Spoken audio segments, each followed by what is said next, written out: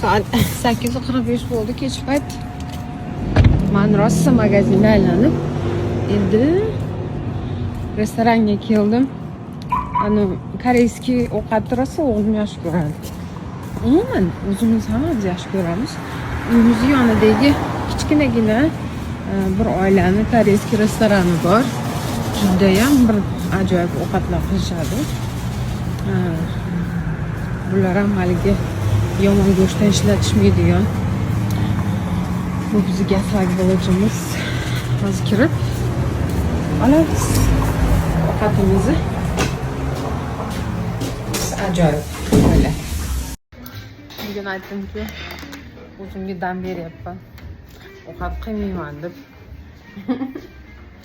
O'shanga Xanashoga biron joyga boramiz deb aytgandim, lekin o'ylab ko'rsam, bir ham darsi ko'p. O'shanga chiqquncha olib qo'yaveray. Ham juda ham yaxshi ko'radi o'zi.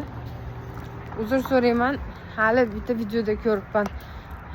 Nima, tapchikangni ko'tarib yur deshadi-ku. Oyog'ingni ko'tarib yurgan dedi. Bunaqa qilib shipillab yuribman. Uzr so'rayman. Men o'zim yomon ko'raman.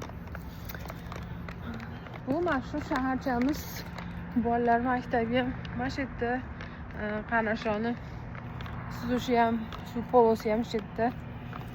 Hozir ichida ochib olay endi.